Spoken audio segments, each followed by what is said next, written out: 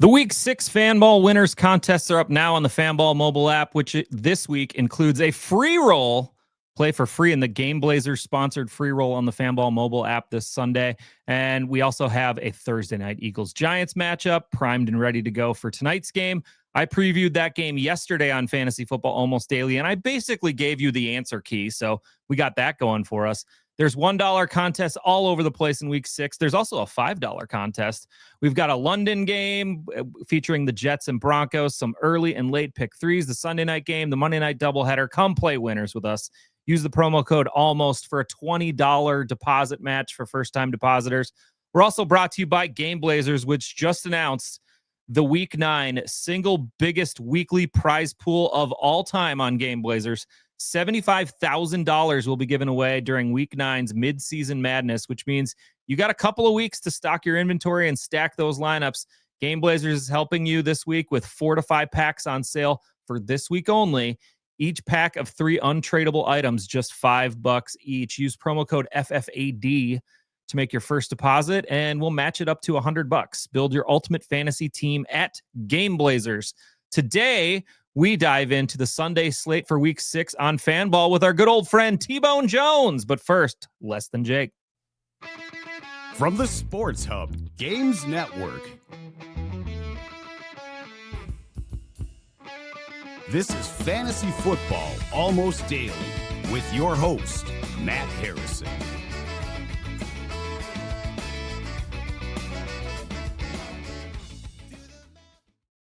Hi, friends. Fantasy Football Almost Daily is back again, Week 6. It's the Fanball / DFS podcast to help you find the best guys for that Sunday slate. With me today, a favorite of the FFAD podcast, and it's a man who almost got recognized in public this last week as being a part of the show. If you find Trevor in public, go up and slap him on the back and say, "Hey, I love the show." Yeah, if you're one of the 25 people who's watching the video stream, and yeah, give me a wave in public and make me feel like a real celebrity, a superstar. Yeah. All right, we're gonna preview Week 6 from the DFS perspective, and while we generally use the Fanball figures, it's important to note this can be used on any of those DFS salary cap platforms. But before we do that, let's go around the league and check out the latest news. News team, assemble!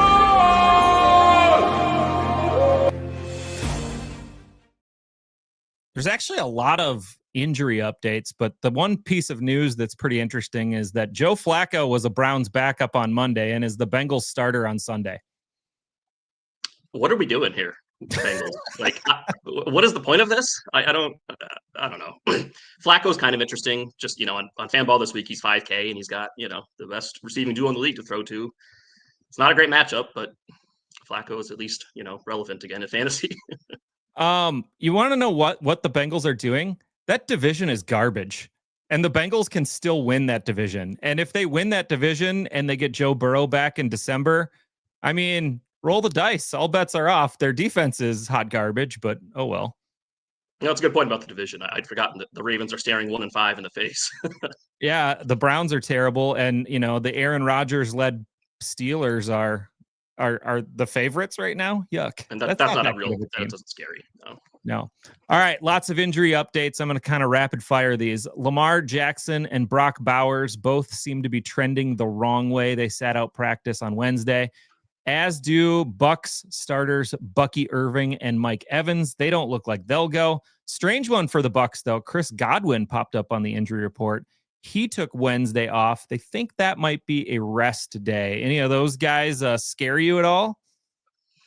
No, it's just a little more wheels up for Emeka Egbuka if he could get any hotter. Yeah, and then Rachaad White. Talk about him later in the show too. I'm sure we'll get there. And then Rachaad White, of course. If he gets a full backfield to himself, that's another great spot. The Niners are still an absolute mess. Brock Purdy and Ricky Pearsall both missed Wednesday practice. Juwan Jennings still looks like he's going to miss this week. And George Kittle is still on the horizon, but it's probably not till Week 7 at the very earliest.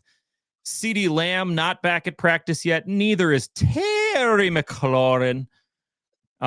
Surprise one. Kyler Murray sat out Wednesday practice. Keep an eye on that one because that could get a little bit thorny there. Chuba Hubbard looking doubtful again this week, but I kind of like that injury for one of my guys later in the show. A couple of guys who look like they're going to play, though. Tyrone Tracy is going to suit up tonight for the Giants on Thursday night. I talked about that backfield being pretty muddy when Tyrone Tracy gets back, and I think that all the Scattaboo fans are going to be more upset than happy when Tyrone Tracy returns to the field. Jalen Warren looks like he'll be back this week for the Steelers, and limited practices for both Alvin Kamara and Quentin Johnston, but both look like they're probably going to go. All right. Before we get into week 6, I got to play a quick message from GameBlazers and, me. Matt here. I'm going to interrupt the show, do a quick GameBlazers pack opening. I've got a rare pack that I'm about to open. I used some of my GameBlazers credits to purchase this one. I should have 5 pretty decent helpers here to my lineup, and let's see what we got as we get going. Ooh, the pack graphics are shaking around. They're opening up. Ooh, we got a Christian Kirk at a 1.3x. He could be a helper if Stroud is all right. Terry McLaurin, Terry at 1.3x. That's a good one. Keon Coleman at 1.4x. Like to pair him up with Josh Allen. Ooh, a little Kyle Pitts at 1.3x. That's pretty good. Oh, and another Terry McLaurin at 1.5x. Ooh, I got 2 Terrys. If Terry comes back and he's healthy, that's a pretty scary Terry lineup that I could build right there. And Kyle Pitts at a good multiplier. That's been pretty good so far. Just a reminder that coming up in week 9, that's the $75,000 midseason madness over at GameBlazers. So you have some time to open a few packs and add to your inventory. And this week, GameBlazers has 4 to 5 packs on sale with each pack of 3 untradeable items. Just $5 each. That's only this week, though. Use promo code FFAD when you make your first deposit for a match of up to $100. Build your ultimate fantasy team now at GameBlazers. And now back to the show. Wow, we're back to the show now. That was Great a weird commercial break right to me wearing the same hat. All right. We're going to dig into week 6. We encourage you to go try out Fanball, both on the web and the mobile app. Our salary cap game, still web only, but they're coming. We're working on it in the background. We've been working on it for a long time, but we're getting closer and closer than ever. There's $1 Thursday night Eagles-Giants matchup on Fanball winners tonight. And there's also on fanball.com a 5x5 that includes the Thursday night game tonight, paired with the London game, because that's too early for people to wake up and put lineups in for. So if you want to get an Eagles, Giants plus Jets and Broncos 5x5 lineup going, you can do that. Let's talk about our favorite and least favorite plays on the DFS slate, because it's DFS time. It's DFS time. All right. Only two teams on bye this week, so the player pool increased a little bit, but they went ahead and put a Monday night doubleheader in there, so that took another team out. So let's start with the player who will be in close to half of all of your lineups this week, Trevor. Yeah, I'm going to start at the very top here. This is, I think, the most expensive anyone's been on a Fanball slate this year. Puka Nacua, 8,400 at Baltimore. Currently, he sees over 12 targets a game. He's only failed to reach double-digit catches once this year. He's currently on pace for a full season of 177, 1,999 yards, and 7 touchdowns, which would clear Cooper Kupp's 2021 Triple Crown season in catches and yards. What a loser that can't get to 2,000 yards. I did the math, and it's like 1999.5 or something. So it's right on the edge there. Baltimore might be without their top 2 corners again. Roquan Smith, star safety Kyle Hamilton. Those guys are all in the injury report. We just saw the Texans offense, which was maybe the worst offense in the league prior to last week, put up 40 on them. Puka is kind of he's the wide receiver version of CMC right now. It's just the volume is incredible, and the upside is also kind of the highest on the slate. So I'm not messing around. He's going to be in all my lineups. Yeah, I got for my player who's going to be in close to half of all my lineups this week, I got Josh Jacobs, a player near and dear to your heart, 7,100 against the Bengals. And you just stack against the Bengals. I did it last week, and it seemed to work out pretty well. The most running back touches per game allowed, that's the Bengals, 32 per game. The second most combo yards per game, 168 per game. And the third most touchdowns allowed to running backs, that's 8 through 5 games. Josh Jacobs, all systems go. I like Jacobs coming off the bye as well. The Packers, the offensive line, we should have our right side at least healthy for the first game here. Stop saying we. You're not a part of the team. I could be an owner. I'm not. You're not. I could have been. All right. A player above, an expensive player who you would not put in any of your lineups. I couldn't get to a player above 7K that I didn't want to put in my lineups. Yeah, so this is the weakest I felt about my pick in this category all year. There's only 10 players on the slate over 7K, and one of them's Lamar, who we just talked about likely won't play. So I'm going to go with Jahmyr Gibbs at 7,400 at Kansas City. He's still a decent play. $7,400 price tag, though. That's someone I'm looking at to anchor my lineups, right? That's somebody I'm hoping for at least kind of a bankable 20 touches. Gibbs is a little scary this week. He's only seen 62 and 52% of the snaps in the past 2 weeks. Some of that's probably the garbage time, to be fair. He's only seen 4 catches over that time as well. He's still a good play, but at 7,400, that's so high. And he feels like much more of a tournament play than any kind of strong cash or just a top play this week. Sure. I didn't really have a super expensive guy who's healthy that I was clearly avoiding, but I'm going to avoid the deeply discounted Derrick Henry at 6,400. The metrics don't look good on Henry right now, and Lamar Jackson doesn't look like he's playing, and the Rams are the opponent, and they have not allowed a single rushing touchdown to a running back this year, and they've only allowed 1 receiving touchdown to a running back, and Henry really doesn't do that. So they're only allowing 72 rushing yards per game as well. So I think it's just safe to avoid Derrick Henry this week. All right. Let's flip on over to our favorite quarterback plays of the week. You go first, Trevor. Yeah. So the expensive guy isn't that expensive this week. Drake May, 6K at New Orleans. May's in a really good spot. The Saints have allowed the 8th most quarterback fantasy points, 7th most quarterback rushing yards. Drake May is the number 7 rusher in quarterback rushing this year, despite just 20 over his past couple games. New Orleans also allowed more passing touchdowns on all but 3 teams. Drake May is he's playing excellent right now. He's clearly the engine of the offense. His rushing should bounce back from a couple subpar weeks. And Steph Diggs showed he still got some juice left. Although maybe that was just channeling the last of his sort of revenge energy for the Bills. But I was impressed. I didn't really think he had that in him anymore. So May's in a good spot with better pass catchers than I thought. Revenergy? I don't know what the word is, but we'll come up with one. Enervenge? Re-enervenge. We're getting there. My expensive pick, 100 more than yours, is Stafford at 6,100. And I'm picking on a few teams this week, and the Ravens are one of them. The Ravens made CJ Stroud, and more importantly, that terrible Houston offensive line looked like all pros last week. The Ravens D, bottom 5 in, this is crazy. They're bottom 5 in completions allowed, pass attempts, passing yards, passing touchdowns, and they only have 1 interception on the season. Where did that come from? Like, at the beginning of the season, I looked at that Ravens defense and I was like, wow, they're going to be just tough to go against.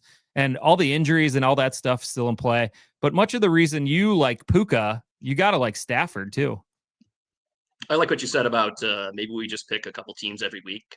We'll just whoever's playing the Bengals and whoever's playing the Ravens. Who's it? The Ravens. Just quarterback, receiver, tight end, running back. Smash them. Pick 3. You're probably going to cash in a lot of games by doing that right now. So yep, I would agree. All right, your budget pick. Yeah, budget pick. We'll go with a guy with great first name, Trevor Lawrence, 5,400 at Seattle. Wow. Lawrence is coming off his best game of the year, one in which he dramatically increased his rushing output. I actually had 10 carries for 54 yards. He had the 2 touchdowns. That's, those will be fluky, volatile. He had 7 carries the week prior against San Francisco as well. He's always been a good athlete. I almost wonder if Liam Cohen is giving him the same way that Jim Harbaugh transfers the confidence into Justin Herbert. I wonder if there's a little bit of Liam Cohen being like, hey, man, you were the number 1 pick. Like, let's start doing some number 1 pick stuff. It's a great spot at Seattle.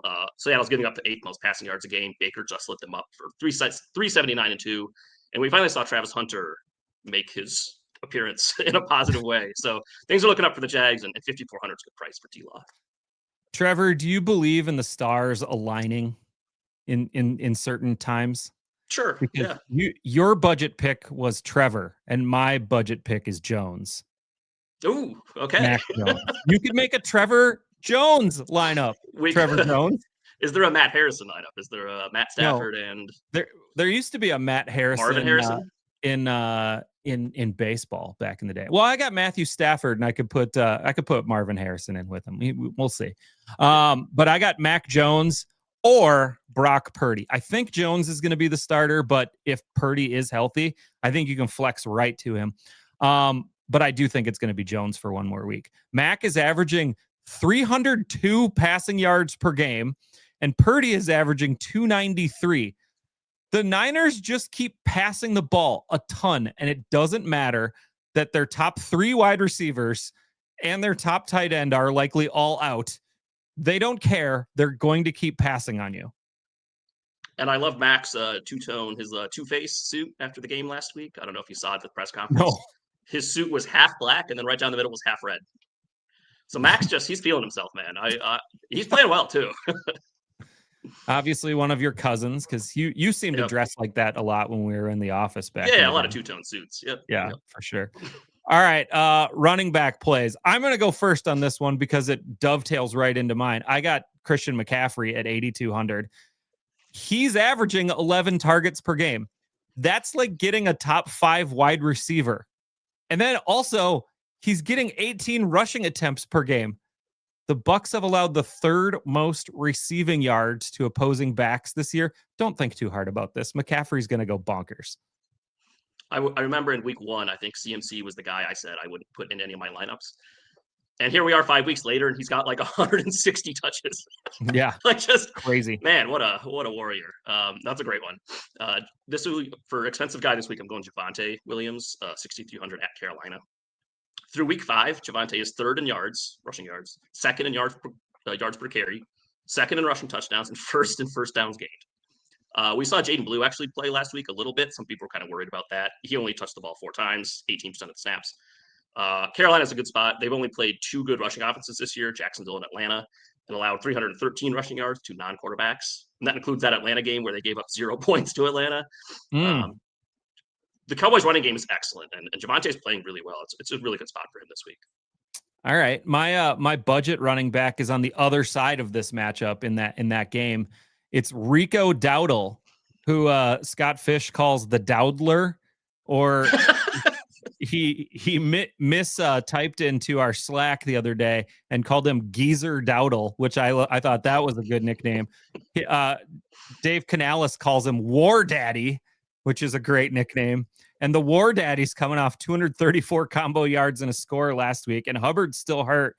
And it's a revenge game against the Cowboys this week. And it's always a little sweet to come out in your first revenge game against the team that just cut you.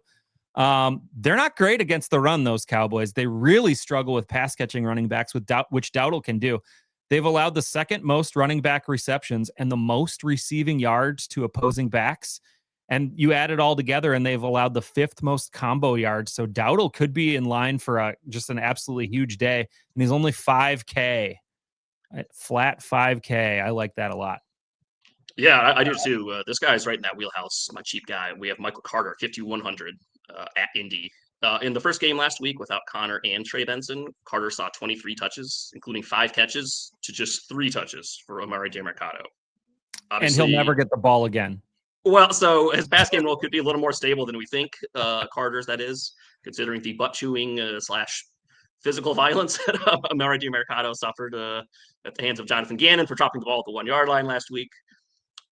Why does this happen, by the way? Why has this happened like 4 times this season? Like, what do we think it is? Is it like a TikTok attention span Gen Z thing, or?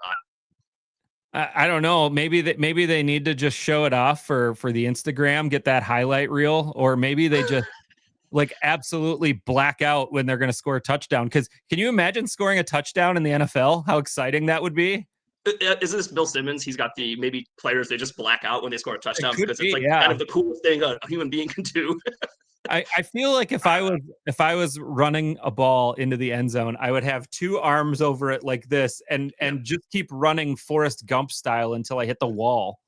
Exactly. Or if you want to put the ball out, do it 2-handed, like across the end zone instead of just the one. Anyways, Indy does have a good run defense this week, but they face just one of the top 19 rushing offenses through 5 weeks. Carter's got 15, kind of probably locked in for 15 touches at 5K. That's just a great play. Yeah. All right, let's go to the wide receiver plays. You can kick us off on this one. Yeah, I might have used this guy last week too. We'll go with JSN, 7K at Jacksonville this week. His current average stat line this year is 7 for 107 with a 40% chance at a touchdown. Second in the league in target share behind only Puka. Jacksonville is not a good pass defense, allowing the 6th most catches, 10th most yards to receivers this season. They also just traded away Tyson Campbell, who was their number 1 corner. Not that he's some great player, but trading a guy you counted on to probably cover JSN the week before you do it's not an ideal place to be. All right, my expensive pick is Emeka Egbuka, 6,800. We talked about Bucky and Evans likely out. Godwin definitely not 100%. And this Egbuka guy, he's amazing. And Baker's going to keep targeting him. The worst FanBall scoring day or PPR scoring day, because they're the same. The worst one he had all year was 12.9. And you'd think like, hey, Mike Evans is out. They're going to shift all the coverage to Egbuka. Here's what he's done since Evans has gone down. 22.1 points and 34.3 points. Try to cover him. Try it. Baker's going to keep chucking the ball. The Niners are a neutral pass matchup. So I just like Egbuka here. Yeah, Tampa's throwing the ball like the same amount of times, whether they have good players or not. And Egbuka's like their last good pass catcher that's we can count on to be healthy each week. Absolutely. Good pick. All right, who's your budget guy? Yeah, budget guy. We'll go to, and this is a little dependent, but we think that Juwan Jennings and Ricky Pearsall are trending towards not playing this weekend. Kendrick Bourne, 3,100 at Tampa. Check the Thursday, Friday injury reports for the other receivers for San Francisco. But assuming at least one of them is out, we just need one to be out. Last week, Kendrick Bourne went 10 for 142 against the Rams. He's clearly the receiver being schemed those easy open targets in the Shanahan offense with the top players out. He did have 6 and 8 FanBall points in weeks 2 and 3 when some of those guys were healthy, which for 3,100, if that's kind of your floor is like 6 points, that's not too bad. It allows you to play. Again, we talked about CMC already. We talked about Puka. You need to get to those 8K players. So Bourne really opens up a lot of salary. Had you listened to last week's Fantasy Football Almost Daily Thursday night preview, Bourne was a guy that I was highly recommending in that game, and he came out a big way. So that was fun. You should listen to this show, all of them.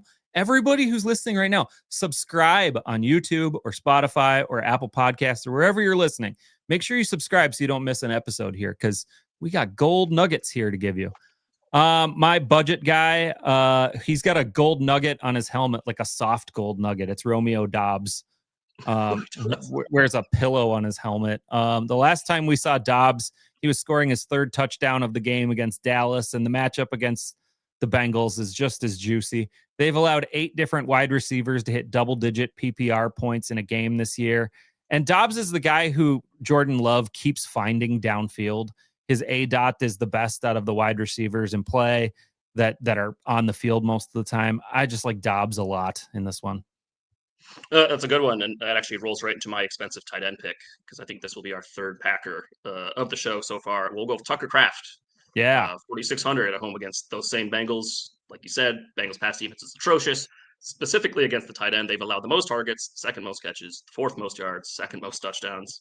Laporta just had 592 and 1. Hawkinson 549 and 1. Harold Fannin in his first ever game, 7 for 63. And Kraft's yak ability gives him a ceiling that most of the other tight ends really can't get to. And Green Bay does have the highest team total of the week by a full 2 points. So good spot for Tuck. All right, my expensive tight end pick, and we've been slacking back and forth who our picks are, and you've gotten to pick first each of the last 2 weeks, and I was sure you were going to pick this guy. I was shocked that you didn't because it's Jake Ferguson, 5,100, and it just seems like I'm hitting the easy button here. Since CeeDee Lamb went down, Jake Ferguson has averaged 10 targets, 9 receptions, just about 60 yards per game, and a touchdown per game. He's just money in the bank right now.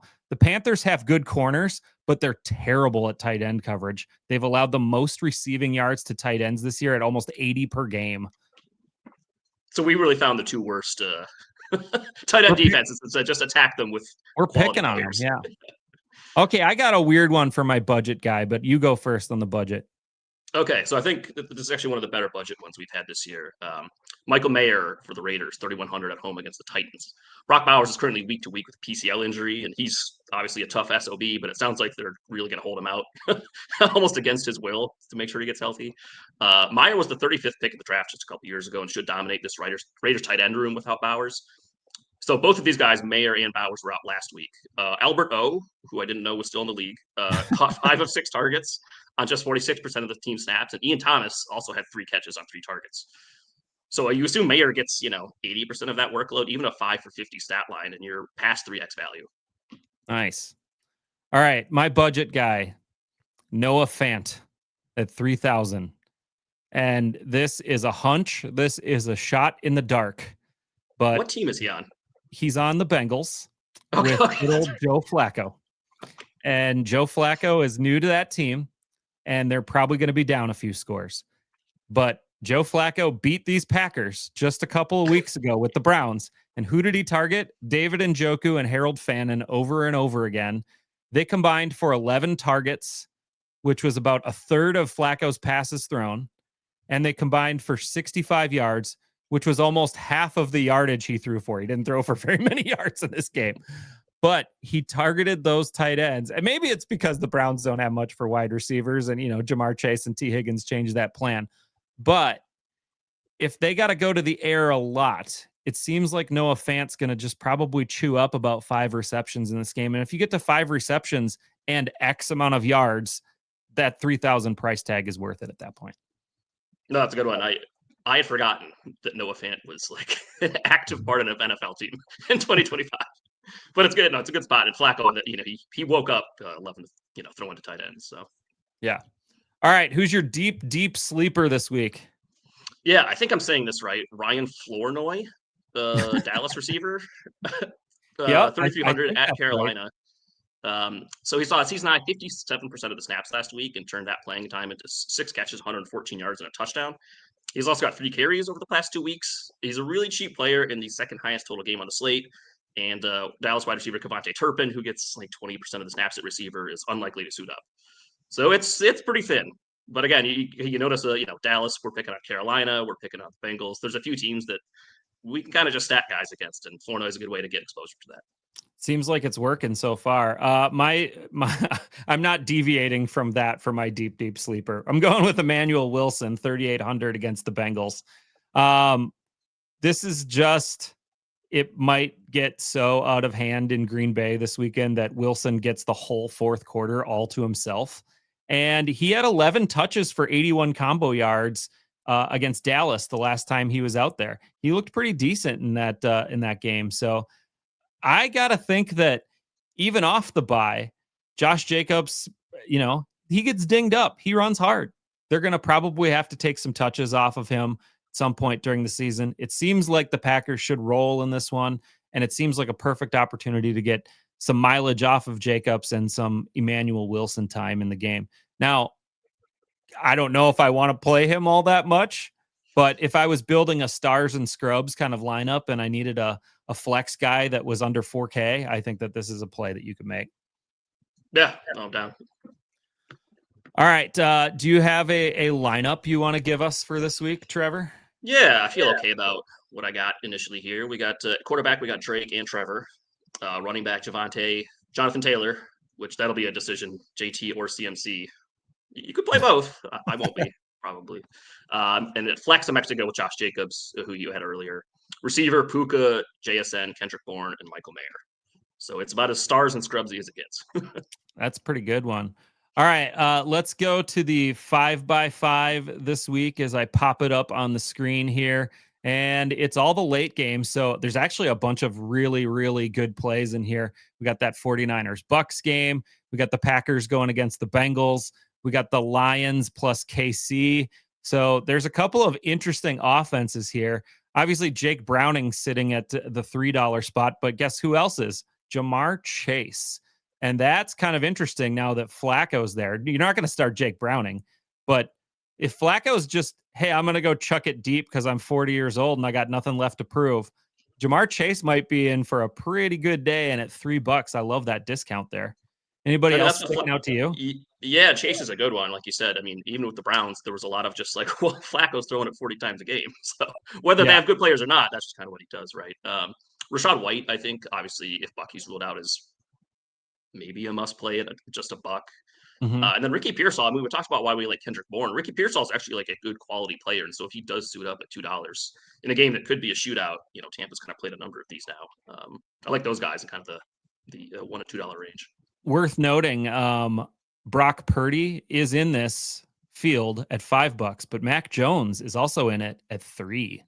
So that's kind of a sneaky play. If you know that Purdy's out and Mac Jones is in, you can get Mac Jones, Jamar Chase, start a lineup there with $6.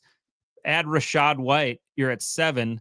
So you got $8 left for 2 players, and you could go Egbuka and Jahmyr Gibbs, or Jared Goff and Jordan Love, or Josh Jacobs and somebody else. Or you could even go with an Ashton Genty plus a Christian McCaffrey.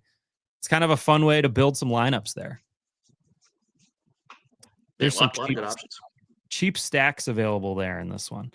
All right. The Sunday 5x5 contest is up now. $5 to play and $200 to the champ. And you can go ahead and build one of those right now.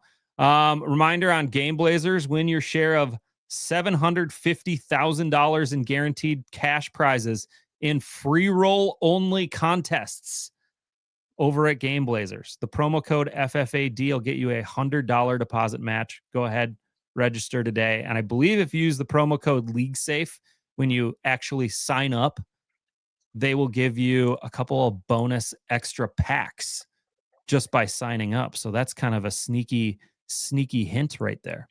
Trevor, anything else that you got for this weekend? No, I think that's about it. All right. I'm going to wish luck to my STMA Knights Boys Varsity Soccer Club as we battle in the semifinals tonight for Section 8 AAA up in Alexandria. We're getting ready to get on the bus and go up there and get on to the finals. So good luck to all those boys. All right. For Trevor Jones, this is Matt Harrison, and this was Fantasy Football Almost Daily. We'll see you tomorrow, maybe.